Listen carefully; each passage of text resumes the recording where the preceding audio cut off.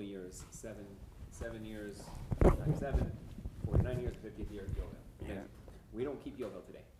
We have not kept Yovel in a very, very long time. But Shemitah, we do. Shemitah we keep rabbinically. So how do they know that this was the year to keep Shemitah? Because we have, this is from the time of the second Beit HaMikdash. We don't keep Yovel because you have to have Kol Yoshvei Ha'alel. There's a dispute amongst the Rishonim about this, but the majority of the Rishonim, the Rambam holds that unless we have the Jewish people living in the land of Israel, in their tribal formation, in 12 provinces, then the Yovel, the Jubilee year, doesn't apply. So once Sennacherib, Sancherib, exiled the northern tribes, already we didn't have Yovel at the end. So we're in a different system now, on a non-Jubilee system. So the reason is not because we lost count of the Yovel. No, it's not because we lost count. They wouldn't have the count of a Shemitah. It's not. That was exactly the kasha that me and Meir were discussing, and I was like, that's a great kasha. Except it's based on misinformation. Okay. All right. So we're ready to rock and roll. And there's some people online too, which is fantastic. Welcome to Let's Get Toasted. And this is the third episode in our second mini-series that focuses on the unique mitzvah of the Omer Offering. The Omer Offering, of course, is the eponymous source of the Sefirat Ha'Omer mitzvah, and that is where we count up from Pesach to Shavuot, Zman Matan Toratenu. This is going to be the final Gemara class for this year on Sefirat Ha'Omer, because as you know, Shavuot is coming, Be'ezrat Hashem, in a couple of days. But have no fear, next year, after Pesach, we'll go right back to learning about the Omer Offering. And we'll continue the Flower Power series until we finish this mini-series. You think when Mashiach's coming, you're not going to have to learn with me? You're still going to be stuck with me. We'll be stuck with each other, and we'll keep learning Torah. Okay, before we begin tonight's class, I want to thank our special sponsor, Michelle Kahn, who has dedicated this class in the memory of Lili Bat Chaim, whose yahrzeit is on Shavuot. And this is very much a Shavuot connected or Shavuot oriented class. So a beautiful kind of tribute to somebody whose yahrzeit is on Shavuot. And so, with no further ado, episode 3 of mini-series 2. This is Flower Power Live from Thornhill, Ontario.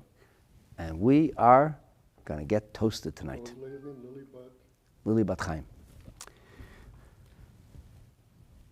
The class tonight is going to be the learning of the subjects that we have already covered in the Mishna.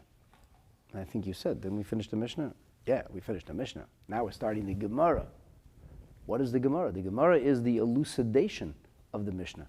The Gemara is what makes us appreciate and understand the full range of the Mishnah's teaching and the Mishnah's concepts.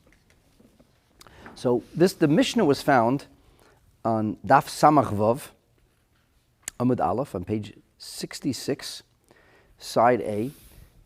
If you haven't been joining us for this series and you're just coming online now, have no fear, you'll be able to follow along. Obviously, it's a continuation. It's a series, and we learn the Mishnah over 2 parts. And if you want to really understand what we're going to be learning about tonight, you do have to go back and learn the Mishnah. And I encourage you to go back and watch the first 2 episodes.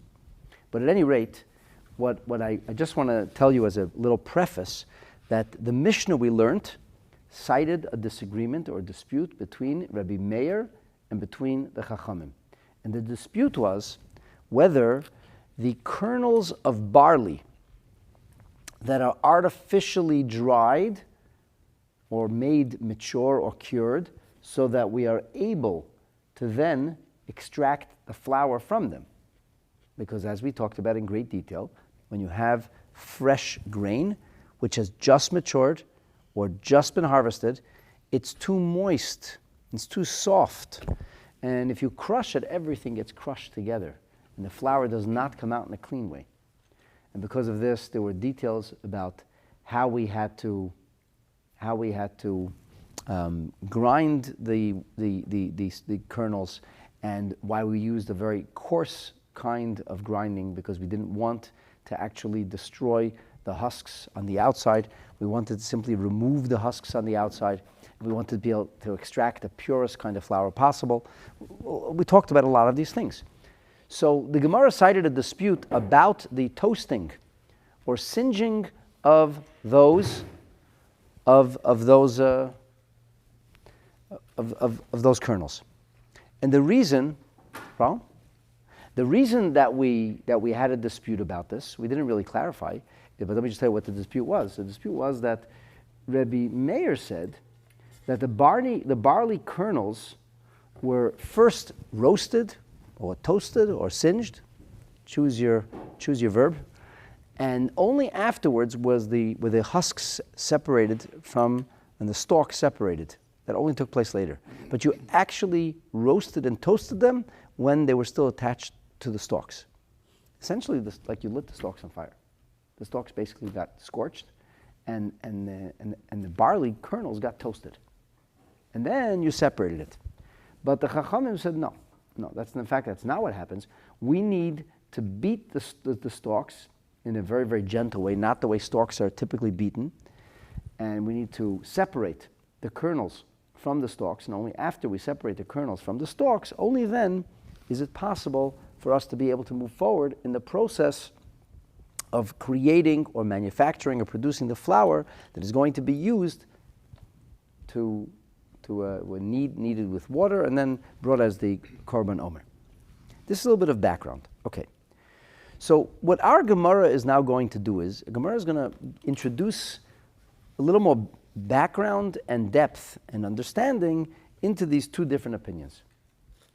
And I'm going to tell you, I say this all the time, but like when I first start to learn a piece of Gemara, it makes absolutely no sense to me. This is almost textbook. It's a terribly frustrating thing for me. The Gemara is it's literally like sandpaper. It doesn't, and I learn it again, and I learn it a third time, and I learn it a fourth time, and I think about it, and it's not making sense to me, and it seems so unwieldy.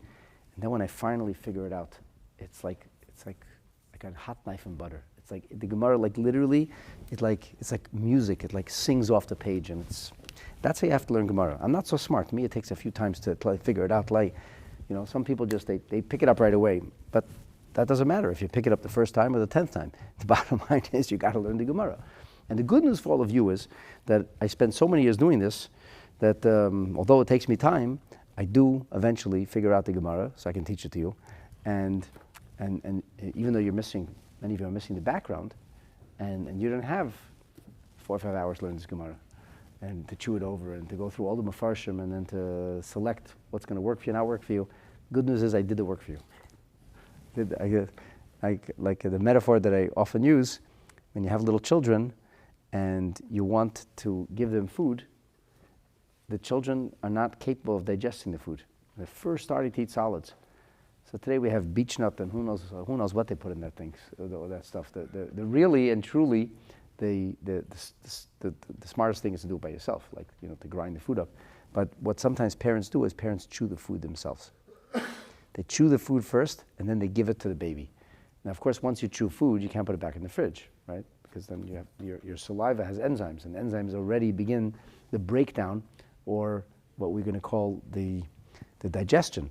But when a mother chews over the food and then gives it to her child, she's giving food that is A, chewed in smaller pieces, B, already has her mature enzymes, which help the food and help the baby later digest the food. And it's an effective way. And what I'm trying to say is I chewed the food for you. I chewed the Gemara. And not physical. Well, this is not physical ingestion. This is v'toratcha betoch me'ai. The Torah is in my innards. And Torah, when we study Torah, it's like digestion. Because the ideas that we absorb, we actually digest. They become a part of us. And that's why studying Torah is the most profound way for us to be connected to Hashem, because the mitzvah is something we do on the surface. It's an act we go through. But when we study Torah, the Torah actually becomes a part of us. And what is Torah? Torah is Hashem's will, Torah is Hashem's wisdom. So Hashem's will and Hashem's wisdom becomes a part of us. And if a person studies Torah copiously and well enough, eventually you start to develop what we call a Torah perspective on life. Something happens, you already know from so much Torah that's learned and so much Torah that's been contemplated, you already know how to analyze it in a Torah way. And to look at it in a Torah way essentially means to look at it in a godly way. Like it's like how would God look at this? What would God say about this? You ask a person who's learned an enormous amount of Torah, said, this is how God looks at it. Okay, so with that little preface, you'll forgive me for the tangent. Let's get into it. Like I said, this Gemara reads like I want to tear my hair out. Tana Rabbanan, our rabbis learned, Aviv ze Aviv. Aviv is Aviv. Wow, that's so profound. I'm really glad. Aviv is Aviv. Kalui ba'esh. They roasted, toasted, singed in fire.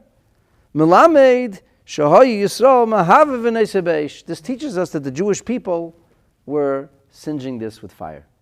So let me just tell you the two things that I wrestled with right in the beginning. It didn't make any sense to me. What do you mean Aviv is Aviv? Of course Aviv is Aviv. What else is Aviv? What else should Aviv be? And then, Melamed shahayu Yisrael mahavivim. The Jewish people used to toast it. What do you mean the Jewish people? What is this, like a show and tell? Everybody gets to do whatever they want?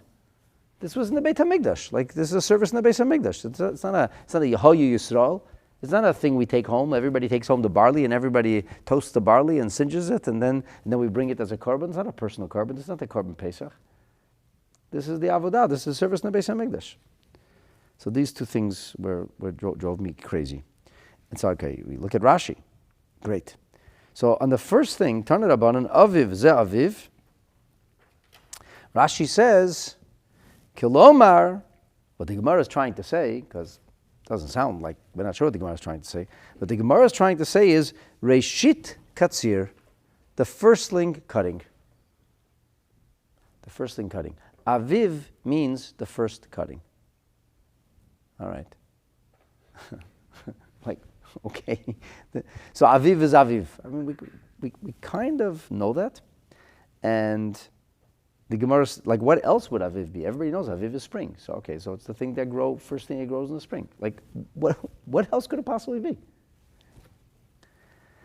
An interesting thing is Rabbeinu Gershom says something seriously. Rabbeinu Gershom says that you should know that the meaning of Aviv is Aviv ze kimashma'o. It's the way it sounds. That's what Rabbeinu Gershom says. It's the way it sounds. The way it sounds, minham mevukar, from the firstling. What else could it be? All right, so this is how I understand it. By the way, not everybody understands it exactly as I'm going to tell you, but this is how I understand it. The Gemara seems to be leaning on a verse which is found in the beginning of Sefer Vayikra, the book of Leviticus. I introduced this verse to you 2 weeks ago. We talked about this verse, but I'm going back to it now. So first, let's just reorient ourselves. It's the beginning of Torah Kohanim, of the story of Korbanot, of offerings. I hate the word sacrifice, by the way, because it's just like not true. Sacrifice is something which is painful and it hurts, and you have to make a sacrifice. It's not what it means in Hebrew. The word korban is a permutation of kiruv, means closeness. That's it. You could call it gifting a lot faster. You call it sacrificing. Can return too, right? No, kiruv doesn't mean to return. Kiruv is euphemistically used today as to help people return. It's called an kind of a vocation called kiruv because you're reaching out or bringing other people closer. The Rebbe didn't actually like that terminology because the Rebbe said, how do you know who's close and who's far? There's this term, kiruv rechokim, bringing those who are far close. And the Rebbe said, how do you know who's far? How do you know who's close? Just because somebody learns Torah, he's close. He can learn Torah and it's all about him. And you could have a person who didn't learn any Torah, but he has this beautiful desire to be close to Hashem. He's a little confused. He's uneducated, but he's not far. Uneducated doesn't mean far. So we have a disagreement. The Hasidim have a disagreement with the non-Hasidic community in this terminology. We don't like this terminology. Our terminology is, the Rebbe called it hafatza. Hafatza means to spread, to promulgate. We're promulgating Yiddishkeit. Yeah, this, yes. Yiddishkeit is being spread. Yiddishkeit is being shared. You could maybe bring somebody close. I think the Rebbe's real opposition was to the word kiruv rechokim. to label people as distant. Don't label people as distant. It's like Lashon Hara about people. You're distant from God. How do you know he's distant from God? He doesn't know anything. That makes him distant. It makes him ignorant.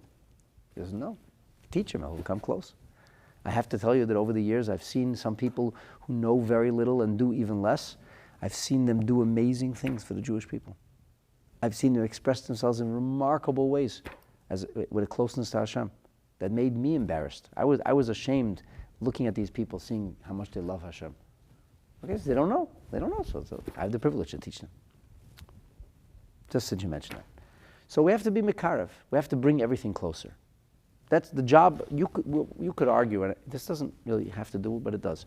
You could argue that the job, the mission of the Jewish people is lekarev, to bring everything closer to its intended purpose. That means when you take an animal and use the animal for a holy purpose, you're being mekarev. You're bringing those sparks of holiness closer. You're returning. You're bringing it back to its organic essence, which is a creation of God, and it's created for a purpose.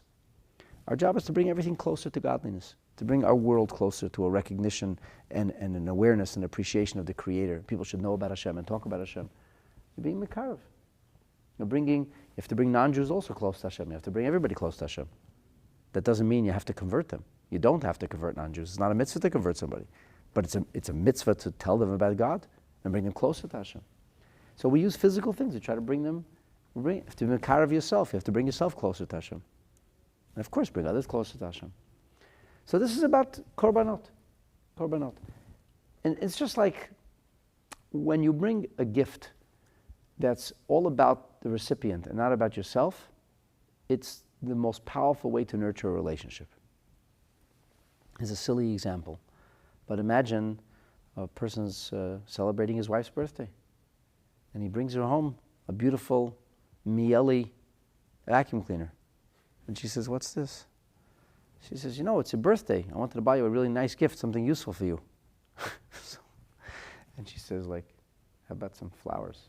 He says, "What's flowers? It's just a waste of money. This is a good product. You could use this. I'll bring you a mixer, okay? Yeah, a good mixer. How about some new pots and pans?" Yeah, those are utilitarian things. That's not, women don't like that. Women like flowers. Now, most men do not particularly like flowers or understand why a woman likes flowers. But as many of us have learned from experience, not bringing or sending flowers at the time when you're supposed to bring or send flowers is not a good idea. Not a good idea. As they say, a woman will forgive but never forget. And it's not a good idea. It's not a good idea. A man doesn't understand. But it's ridiculous. He spent $250 on roses, and a week later they're in the recycling. So what was the purpose? She says, you're never going to understand. She's right. I'll never understand. But when what's meaningful is that it doesn't matter. He doesn't have to understand. He has to care. You say, "Yes, dear." You just do what she wants. I'm just bringing this in as an example. So in the example here, Hashem says, "Bring me a korban." You say, "Look, God, what would I bring you a korban for?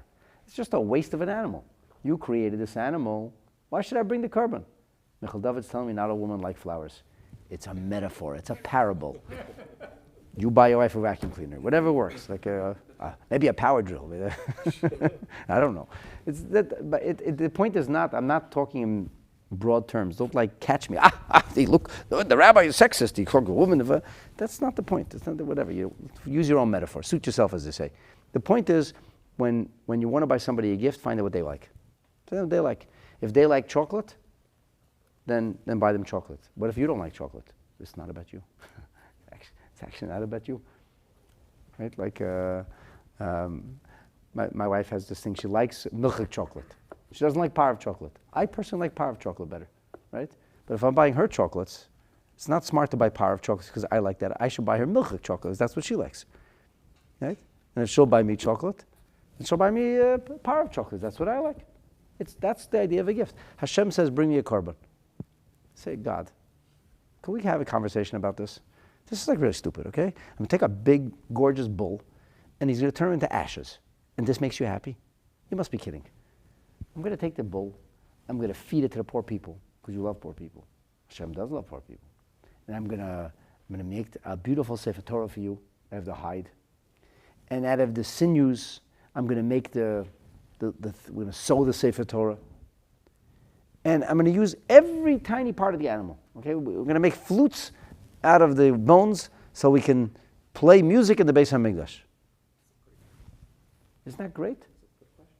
Isn't that great? And instead Hashem says, no, take that bull and shecht him and burn him and turn him into ashes, and that's an olah, an ascent offering, which people like to call a burnt offering. Another translation that irks me. Why is it a burnt offering? It's an ascent offering. Olah means ascent. It's not a korban saruf. It's a korban olah. It ascends.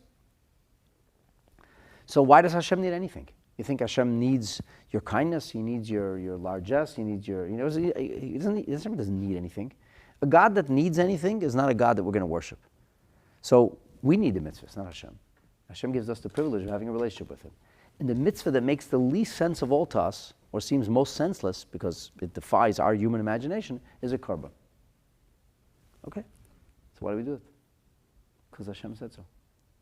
And that's why, as Rashi, citing our sages in the Mechilta, says, do you know why, and in Teres Kreinim also, do you know why Hashem loves the korban? Because it says, nachat ruach. It's a pleasant aroma.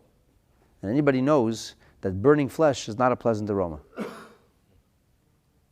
You know, like when the moth gets stuck on those zappers, like up in the cottage or something, and the moth goes on fire, it's not pleasant.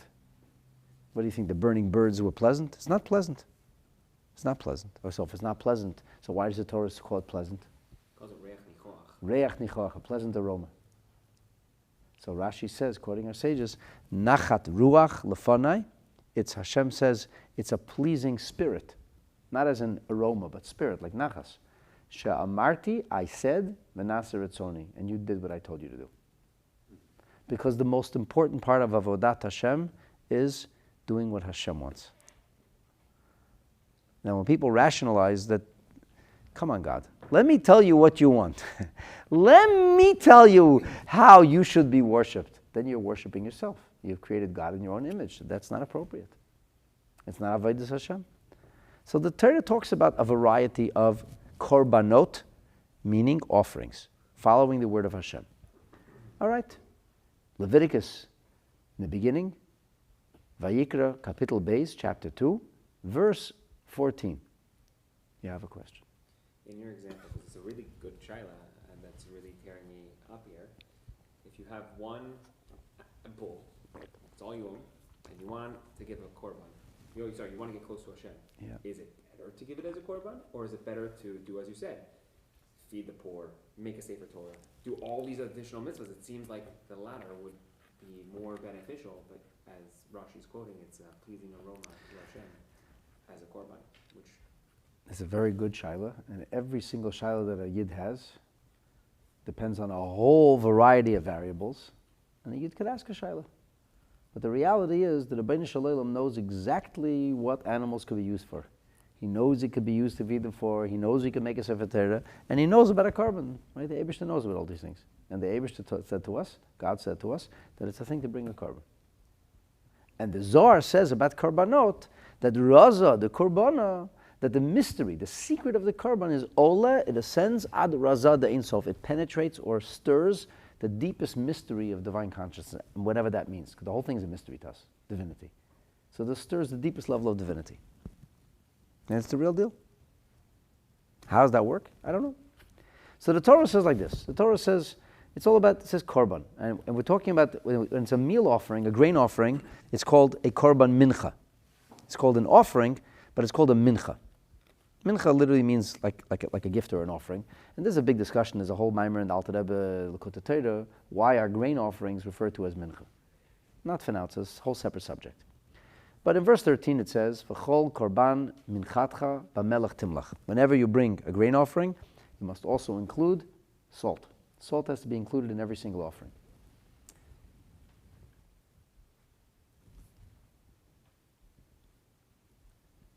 So I'm just going to respond to this fellow who's saying that when he met his wife, she's not religious, but she has faith in the universe. I really don't know what that means. And it sounds like word salad to me. I have faith in Hashem. I have faith in Hashem. We have to have, faith means that you invest yourself in something which you can't rationalize or understand or make sense out of, and you believe that it's possible to have a relationship with that great God who is beyond fathomability, and that's biggest understatement of the century. So that's what faith means. I don't know what it means, faith in the universe. I don't know what that means. It's like, honestly, like this talk about faith and belief without God does not work. It doesn't work. It doesn't work for Jews, it doesn't work for Gentiles. It does not work. It does not work. And the concept of what people call religion, when it's doing what they like or feel spiritual to them, is really self-worship, because you're worshiping your own ideals and ideas. And ultimately, that's what idolatry is about. Idolatry is creating a God in your image. So I'm just saying that. But anyway, please do stay with us, and you'll learn lots of interesting things tonight. So the Torah says that the korban has to have salt on it. Now, we should understand that salt in general, for the animal offering, like is more logical, makes sense to us, because we always have to have salt on meat, because the salt takes the blood out and so on and so forth.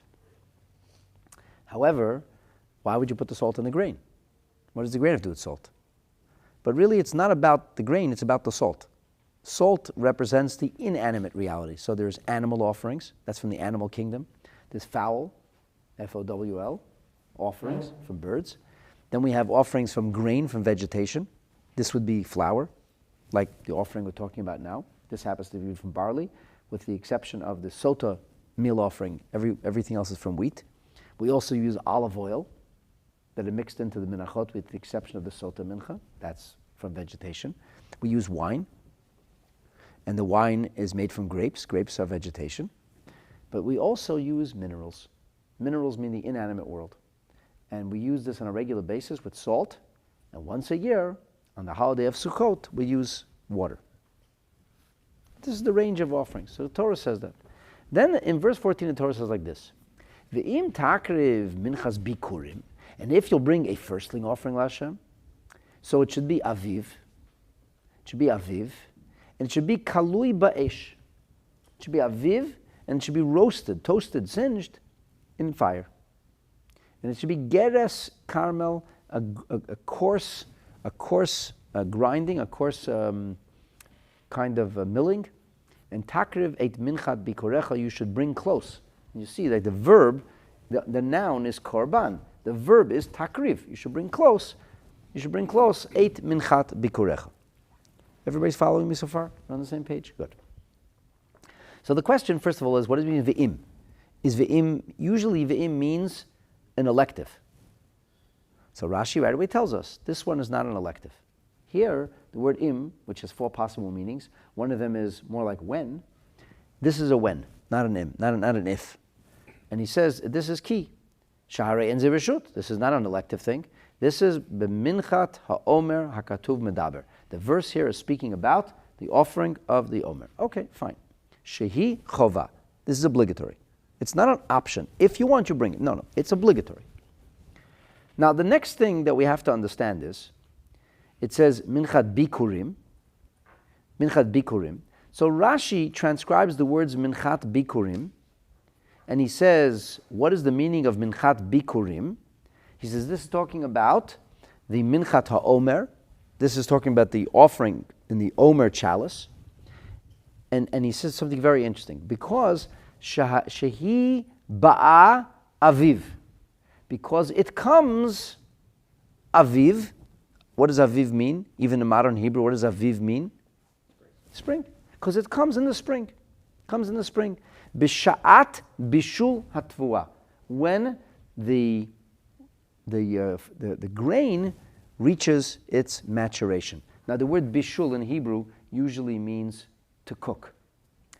But it's also used euphemistically. Like for example, people will say, I was cooking this idea. People speak like that. Or, what's cooking? How's that relationship going? And he said, oh, well, it's getting hot. It's moving. It seems to be gelling. Seems to be. Cooking is a terminology that's used when something reaches from one stage, from a raw stage, from an inedible stage, from something which can't be used. When you bring it, the process of bringing it from a stage where it's not usable, where it's not something which has a purpose, to bring it to where you can use it for its purpose, that's called cooking. It's called cooking. So a lot of food you can't eat without cooking. Nobody bites into, for example, onions, like an apple. So the question becomes like this: when you make a bracha on an onion, if somebody is eating like biting into an onion, what bracha do you make? Do you make a hadama, or since it's so unnatural to eat that, do you actually make a shahakol? There's a discussion about this. Or there are some foods which nobody eats raw; they only eat it cooked. And then there are some foods which nobody cooks. Nobody cooks oranges. At least I don't think so. Never saw anybody cooking oranges. What are you cooking today? Cooking oranges. I heard of people squeezing oranges, cooking oranges. Maybe they put a few oranges on. I don't think people tend to cooking bananas. They don't cook bananas. I don't know. They do? What do I know? I'm not much of a cook. Cucumbers you don't cook. No, but you fry cucumbers. All right, lettuce. I don't think maybe you do. Whatever. This is not. You get the point, and it's not my forte. Okay. I'm not much of an eater. I'm even less of a cook. Fine. Okay, let's leave that. But there's some things which can be eaten either way. Like the example that's brought in Shulchan Aruch is apples. It's not so popular in North America, but in Europe, baked apples are a big thing. Big thing. And I know this because my grandparents, of course, were European. Holocaust survivors who grew up in the Shtetlach in Ukraine. And for my grandmother, that was like, to me, it was the weirdest thing. I'm an American kid, like, I go visit her, so she's always baking baked apples. That was all the time. She was always baking apples. That was dessert. I'm like, are you kidding? Like, can we have some chocolate cake? She's baking apples. But it's a thing. I think it could be other places. In Israel, did it also? Yeah? So it's a thing. It's actually a healthier snack, even though I think they put a lot of sugar on it and honey and whatever. But it can be eaten either way. So you make a ha'etz either way. Carrots are eaten raw, or they're eaten cooked. I actually read somewhere recently that most vegetables are better when you eat them raw. Some vegetables are better for you when you eat them cooked. Apparently, carrots, in order to fully absorb and digest the carotene, not losing it, it's better if it's cooked, which I found very interesting. I heard tomatoes too. Really?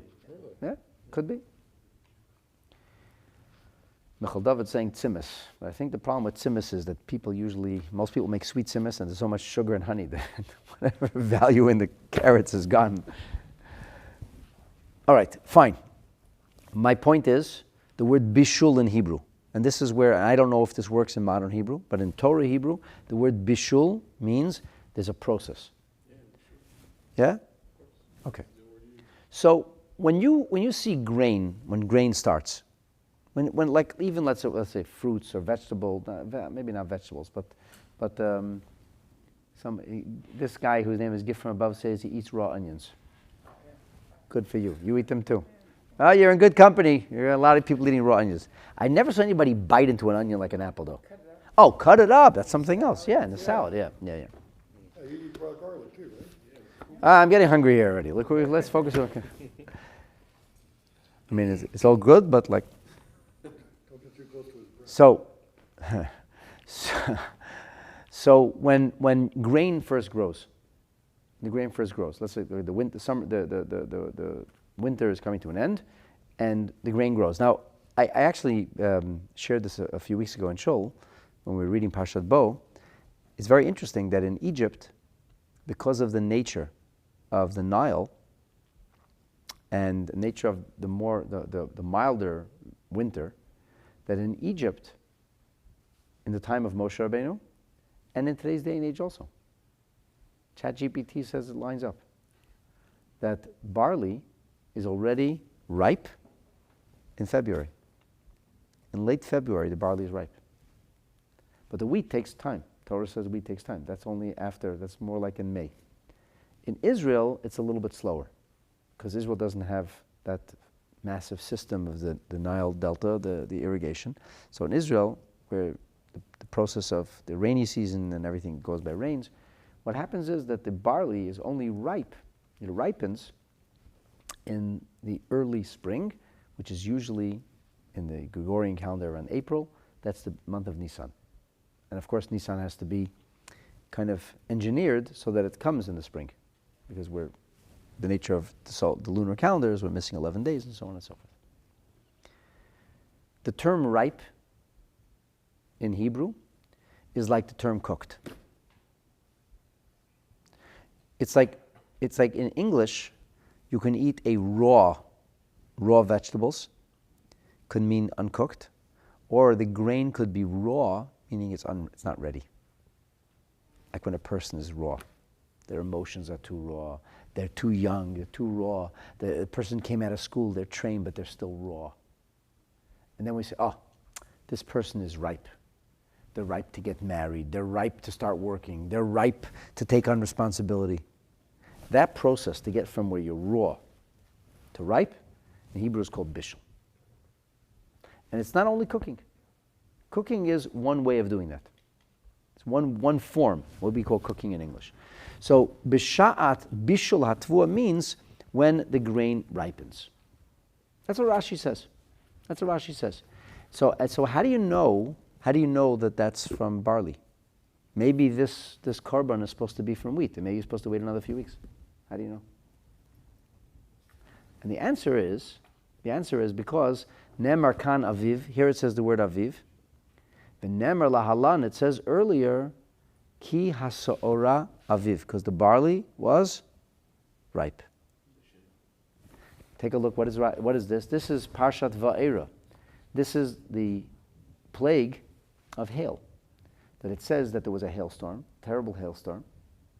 And it says ki hasaora aviv. It talks about pishta, which is flax, which is a major product, natural product of Egypt. Till today, by the way, Egyptian cotton is like an Egyptian linen is like a whole thing. Huh? But it says the chita wasn't. Va'pishta v'sa'ara nukata. It says the flax and the barley was struck. Why? Ki hasa'ora aviv, because the barley was ripe. Va'pishta givol. What about the wheat and the spelt? Va'achita va'hakusemet lo nuku. It wasn't struck. Why wasn't it struck? Ki afelotena, because it didn't grow yet. Now, imagine you are the Pharaoh of Egypt. Okay, you're having a new year. The economy is in shambles because it was a terrible winter. But finally, stuff is going to grow. The product grows, and the two most powerful exports of the country, because like barley was a very, very big commodity in ancient Egypt. They used to make beer out of it. It was considered a basic staple of life. They made like protein, they had a lot of protein in it, and the carbohydrates. It was a nourishing drink. They would ferment it. I don't know if it was alcoholic, but it was definitely in a basic staple, a basic ale. It was like liquid protein and liquid carbohydrates they had.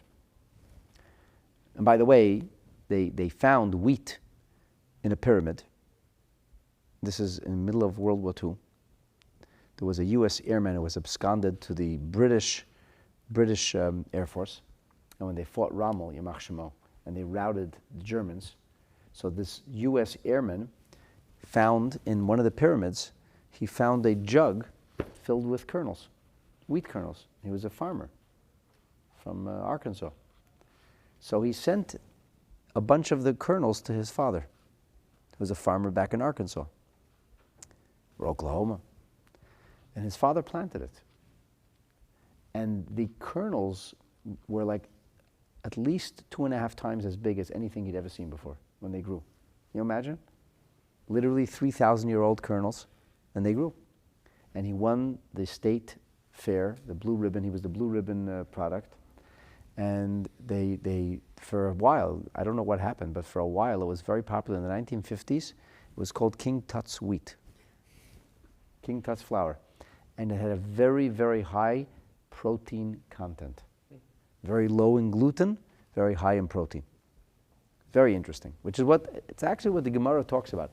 I heard once that there's certain matzah bakeries in New York that use this wheat. That they bought a number of fields in Arizona, and they planted these fields, and it's the right temperature, and they're actually making wheat out of Egyptian wheat. I mean, it's, 100 generations later already, or whatever, 50 generations later, right? But how cool is that? They're making So this ale was a basic staple. So now Egypt is destroyed. Why? Because Egypt has you don't get a second chance to grow the barley. All the barley's gone. got bombed, destroyed, all the barley's gone. Clothing, they didn't use wool. Sheep was not the big thing though. So what did they use? Linen. Linen is gone. What about the wheat? What about the spelt? Because they grew plenty of wheat and spelt too. Don't you worry. Wait till you see what's coming next. What comes next? Locust. And the locusts eat all that. Now the economy is finished. And this is how the Pharaoh, slowly but surely, basically brings Egypt to its knees, and then the Jewish people go free. So the Torah in Parshat Va'era, this is a Kapitel Tes, chapter 9 of the book of Exodus, in verse 31, it says, so the Pishta, it says, is Givol. Pishta is flax. The flax is Givol. And the Sa'ora is Aviv. So Rashi says, what does it mean, Ha-Sa'ora Aviv? Rashi says, Kvar Bichra. It has already become firstling. It's already ripened. It's already matured. Ve'omedet bikasheha. It's still in its stalks. It's still in the stalks. So it's not harvested yet. But there's tall stalks, and the stalks are filled with little ears of grain. V'chein ha'pishta. The pishta also grows like that. But pishta grows very, very different. Flax grows with one seed, one flax seed. Per stalk, it's one flax seed. But the barley, you know what the barley looks like? The image of barley is different than wheat, but similar in that there are many, many stalks. One stalk, many kernels, with like little hair-like projections going up. So one stalk can carry, a dozen or 2 dozen kernels. So that's why it says, the pishta, it says, is gadla, it already grew. V'huksha lamed begivela, it couldn't stand in its stalks.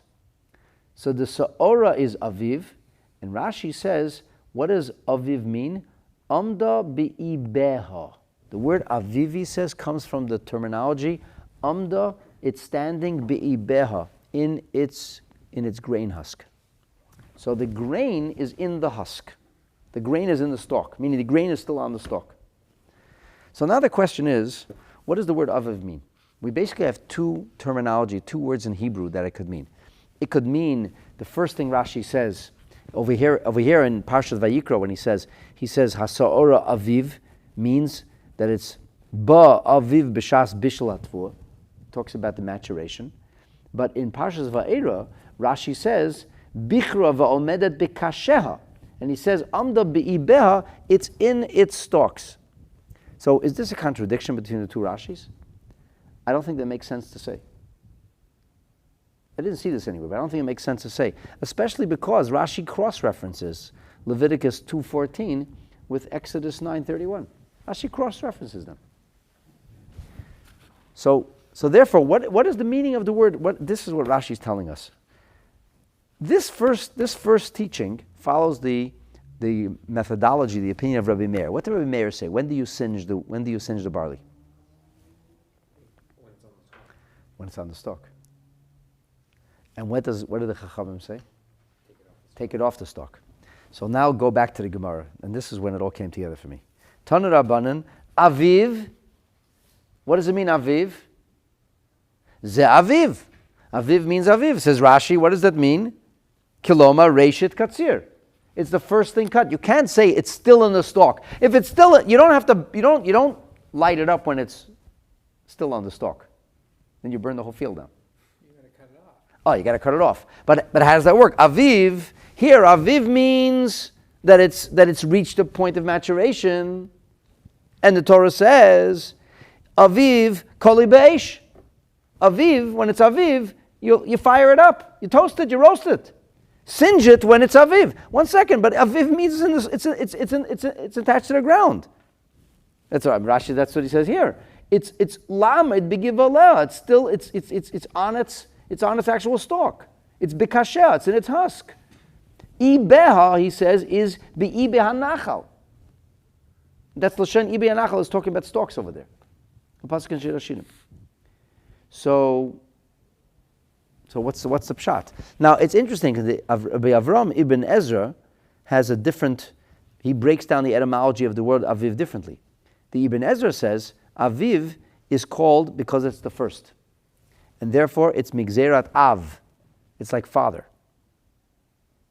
And elsewhere, the Ibn Ezra says that the idea of Pesach coming in Chodesh Aviv, it is Av Yud Beis, the father of 12 months, meaning it's the first month.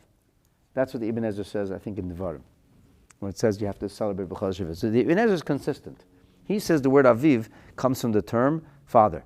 But Rashi does not say that. Rashi says it means from the term of maturation, but the origin of the word is the grain is in its husk. Grain is in its husk. So, therefore, we can't say the grain is in its husk, but it's still attached to the ground, because you don't burn the ground down. So Rashi says, Kiloimar, what does this mean then? Reshit katsir. Once you cut it, but as soon as you cut it, right when you cut it. Right when you cut it. The first cutting. So, according to Rabbi Meir, you singe it when it's still on the stalks. Now go back to the Gemara. The Gemara says, Tanrabanan, Aviv, according to Rabbi Meir, is Aviv. Ze Aviv. Aviv means Aviv. What does Aviv mean? It's in the stalk. Aviv means it's in the stalk. Okay, Kalui Be'esh. Roasted, singed by fire. What does that mean?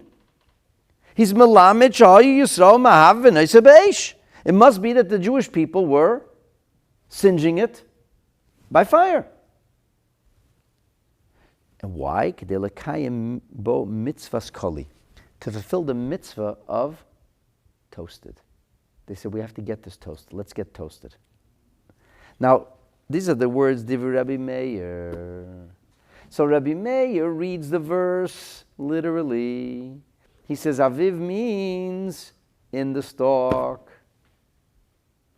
And therefore, because Aviv means in the stalk, Mr. Palser, the questions have to be on point with this class. Good question, but nothing to do with this class. So if you have questions about this class, I'll try to answer, but otherwise, like we're in the middle of a class. Nothing personal. So Rabbi Meir is explaining to us his shita. Why do you light up stalks? That's crazy stuff. He says, I'll tell you why you light up stalks.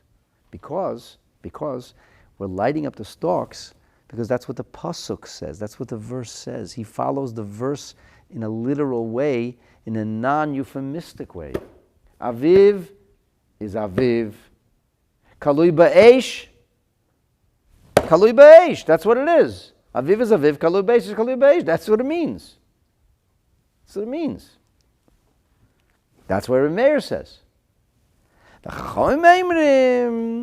Chachamim say, no. That's not Ein or Lashon Koli. Ein or Lashon Koli, says Rashi, that fire and is not Koli. If you want to say Koli, the verse says Koli be'esh. That's not meaning to burn it with fire. Saruf be'esh is burning with fire. Say singe. Kali doesn't mean to singe.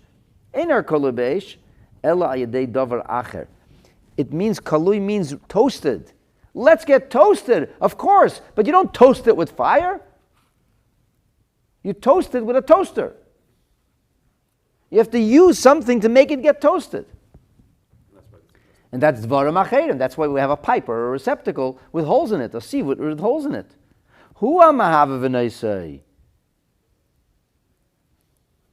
Rashi says, if you would roast it, singe it with fire mamash, with lighting it up, he says, it's not kolui. Kolui means roasted. Fire, it's fire toasted. Fire toasted doesn't mean burned. It means fire toasted. If you want to toast something, fire toasted, what do you need to do? You have to have a really good receptacle to be able to make sure it gets toasted evenly. You understand? So when he says Aviv is not meaning that they're in the stalks. The Chachamim say, no, Aviv means it's fresh barley. That's what it means. But it doesn't mean it's in the stalk. Rabbi Meir says Aviv is in the stalk, be'ibeh, like Rashi says, be'ibeh, in the stalks. So therefore, you can't light it when it's attached to the ground. You take the stalks, bring them into the base of Mikdash, and you light it up. Meir says, what are you talking about? The Chachamim say, that's not what it says. Aviv is not Aviv. Aviv is not stalks. Aviv is... It might mean that, but that's not the point the Torah is trying to make here. The point the Torah is trying to make here is that you should roast it when it is in its mature state, meaning in its fresh state. It's fresh barley. It needs to be roasted. How do you roast it well? With a proper implement. That's how you do it. So he said that's where the Chacham read it. Davar Kalil. So this is one. Davar Acher. Another way of learning this is Ein Lashon Kali Ella Davar Acher Kalil is Kalil. Rashi says it's very hard to read the words. Like there's something wrong in the actual, like the girsa, because we use the word Davar Acher can mean two things. Davar Acher means another thing, an item, a mechanism, like something in some kind of convention. But Davar Acher is also a way of saying another way of learning it, another limud. So that's what Davar Acher, it's a little confused over here. But Davar Acher means that the word Kalil actually means burnished. Kalilu Ketzad, Davar, so Rashi says, Davar Kalil b'klina choshes kelal, in a burnished piece of what we call bronze, copper. There's a copper which is burnished, a burnished copper. And therefore, it's called kali, not because it's getting toasted, but because you're using something which was burnished. And that burnished thing is being used in that sense. Our scroll translates it Khalil as something shiny. Yeah. How So do they get shiny? I'll tell you how they get shiny. Bring me please a Sefer Yecheskel. The Navi Yecheskel. You see, it will be on the shelf there with the Nevuah. Sorry. Right against this wall over here. You see you have the Tanakh over there? Mikros Gedolos, yeah. You'll see Navi Yecheskel. It's one of the Sfarim there.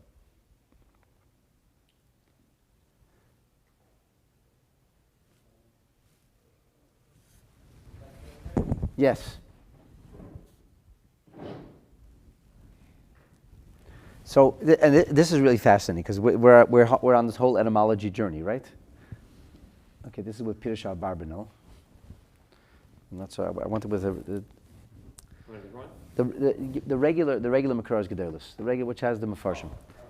So we're on an etymology journey, right? So oftentimes when a word shows up in the Torah, remember, Hebrew was not the spoken language of the Jewish people. It was the Torah language. We always use like other languages to speak, but spoken languages change. So the nature of Torah languages, that oftentimes the words are rare words that are hardly ever used, and the only way to sometimes understand the word is to cross-reference. So we're talking about now stuff that's coming out of the ground, right? We're talking about the harvesting, and we want to know how to process it. So where do we have a similar word? From the earth, we're going to the heavens now. So Yechezkel has a vision of the highest heavens. And actually, Ezekiel's vision is said to be a reflection of the mass revelation that we experienced together at Mount Sinai. This is like considered to be the loftiest of heavenly visions. And over there, it says about the angels, this is in the first chapter, he sees the angels, and of course, all of this is euphemism. It's not chas v'shalom. Angels don't have hands or feet. But it says, Ragleihem regel yeshara. Their leg is like a round leg. It's like some kind of like a peg. And it's like a single leg. The kaf ragleihem, but the palm, or the sole of their feet, not to be confused with S-O-U-L, but S-O-L-E, the sole is kikaf regel egel. It's like the, like of a cow. And of a calf. V'noitzitzin, and they are radiating or shining. Ke'ein nechoshet kolol, like nechoshet kolol. You got it? So Rashi says, what does it mean nechoshet kolol? Rashi says that the word kolol of nechoshet is bronze. So copper. So he says, right, but it's really bronze because bronze is an alloyed. And it's alloyed, right?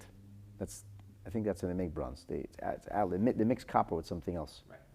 So he says nechoshet kalal means mizukak. No, it is copper. Mizukak, Rashi says it's purified. It's pure copper. Now, pure copper can shine very brightly. In fact, pure copper sometimes can mimic even gold. Like it says, there was a famous door of the Beis HaMikdash, the Shar Nicanor, that was coated with copper, not gold, but it shone like gold. It says it was a high polish, and it shone like gold. So the legs of these angels were like the brightest copper, like the shiniest copper. And we have that's what Rashi says. If you look in the Mitzudot Tzion, which is very much all about etymology. So the Mitzudot Tzion says notzitzin. What does notzitzin mean? Mitzudot Tzion is like nitzotz eish, like shining like a fire. It's sparkling, like radiating like fire. And he says kalal means mizukak umazir. It's very much cleansed. It's perfected and it shines. It radiates. It's like a radiance. V'chein, he says magalem ke'in nechoshes kalal.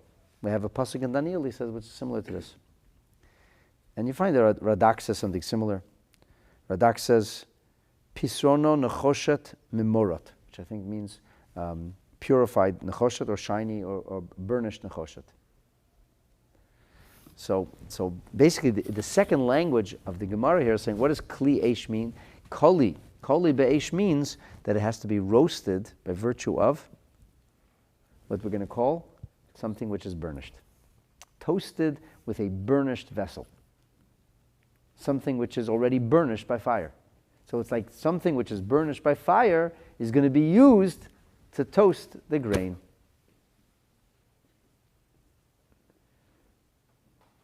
Understand?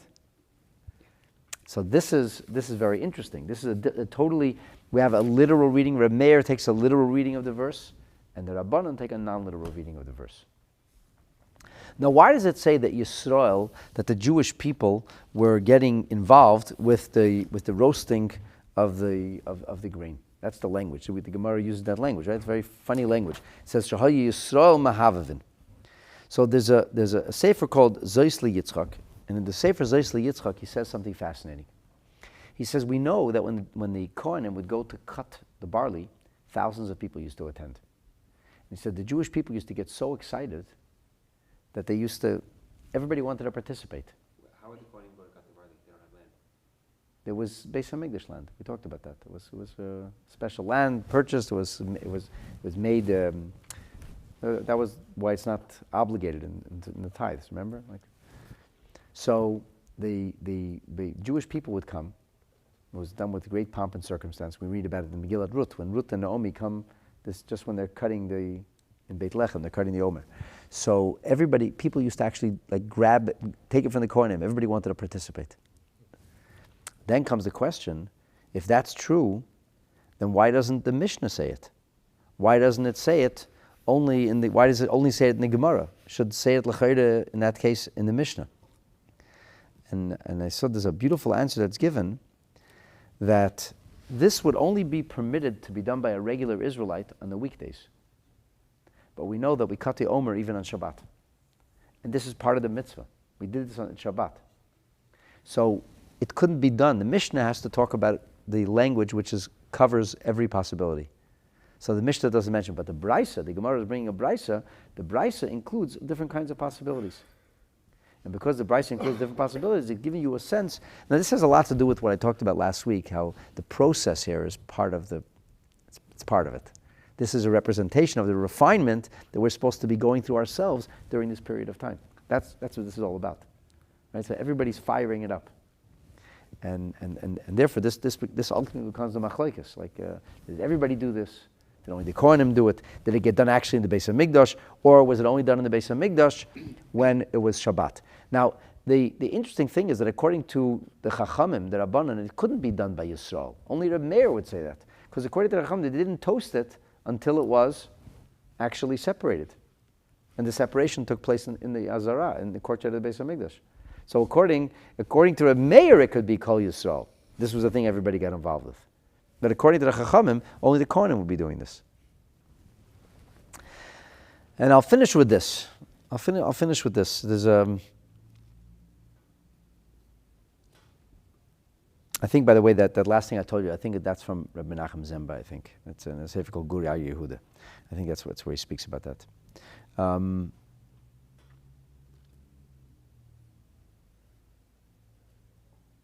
There's this very interesting kind of rumination by the Velvela Brisker, the Griz. And he once said, like, what kind of machlekes is this? But Meir says that it was literally you apply the fire to the stalks. And that's the mitzvah. And the Chacham is saying, no. You separate the stalks and you put them in these pipes or these special kind of sieve lookalikes, which are burnished, and you fire it up, and it gets well toasted because it's like, the fire is like a convection oven. It's like equally spread. What's the machlekes? Like, it's a funny machlekes. The machlekes is not if you read the pasuk and the verse in a literal way, or if you read the verse in a more like interpretive way. What's really behind this? Why would they choose to read the verse in two different ways? So the Griz says something incredible. He says that the machlekes will be this. According to Rabbi Meir, it's not the end product, it's the process. Whether or not the grain got fully dried out or not is less important. The main thing is it has to be koli be'esh. It's the firing it up itself that's most important. And therefore he reads the verse that way. And in fact, when you light up the stalks, it's not like engineered. It's not like you're putting it into something which has little holes and you fire it and you do it evenly. You put it in a chalice, in a thing with netting with little holes of metal. It's burnished. You turn it this way, turn it that way. You can make sure you can shake it up. You make sure that every single thing gets toasted. So let's get toasted. You got to get toasted. You got to make sure it's fully toasted. Rabbi Meir says it's not about the end result. Whether the kernels will be fully toasted or not probably won't be a perfectly toasted kernel. That's part of life. It doesn't get perfectly toasted. But the main thing is you have to apply the fire. Koli be'esh. You have to apply the fire when it's in Aviv, when it's in the stalk. It's in the stalk. Why did the Torah want you to do that? Because the Torah wants us to be organic. The Torah wants you to deal with the raw reality. And the Torah wants you to fire it up. The mitzvah is the act of the firing. Koli be'esh. The mitzvah is the roasting. The toasting itself is the mitzvah. And according to the Chachamim, it's the end result. And that's a beautiful way. And because of this, because they have these different approaches, that's why they read the verse differently. And I was thinking that based on the Hasidic interpretation that I applied in our previous episode, you could really say the same thing. What is the purpose really of Avodas Hashem? Is the purpose of perfecting yourself? Or is it the act of perfecting yourself? Is it that you actually calibrated all your midot? Or is it the effort that a yid makes? That's what's most important.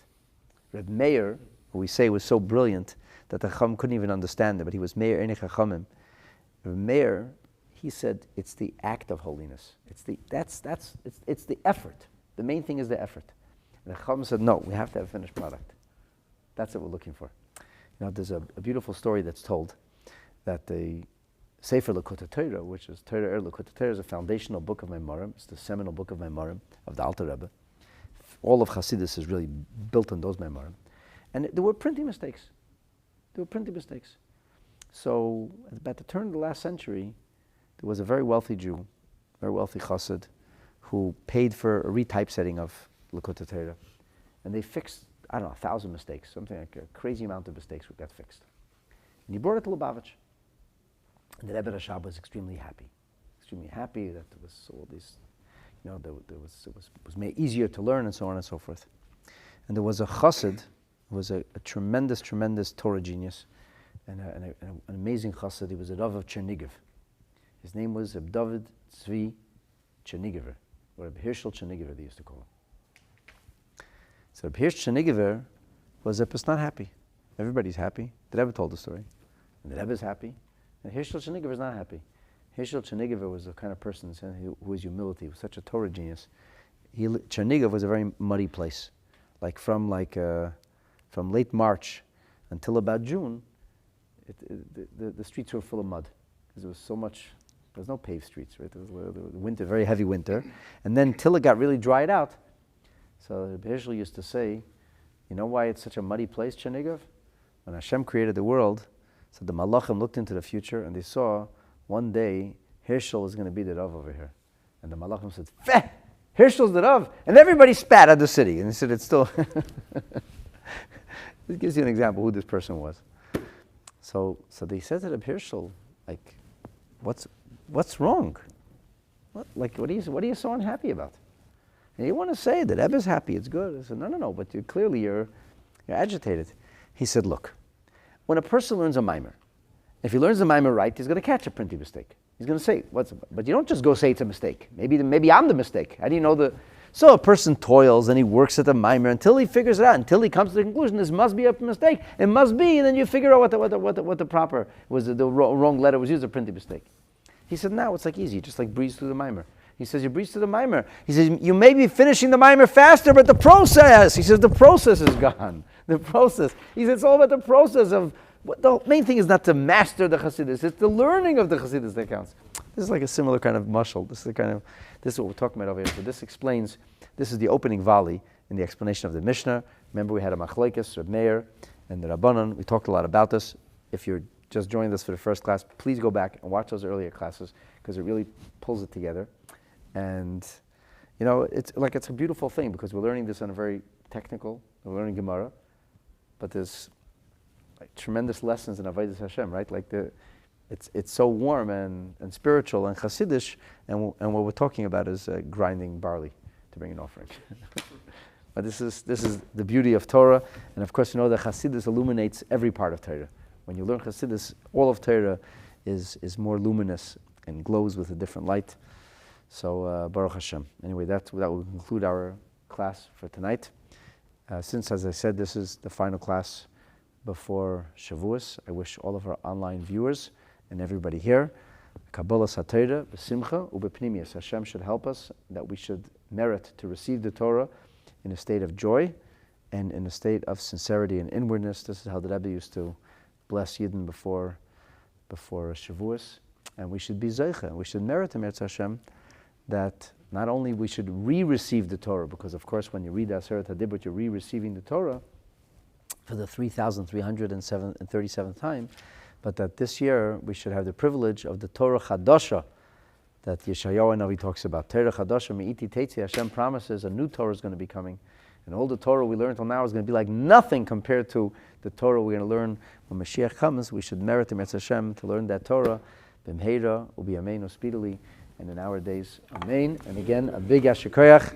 Thank you all for joining. Oh, by the way, if you're online, if you haven't yet subscribed, please do that. Share, and let us promulgate Torah so that people can learn, be uplifted, inspired, and transformed. Thank you again. Laila Tov.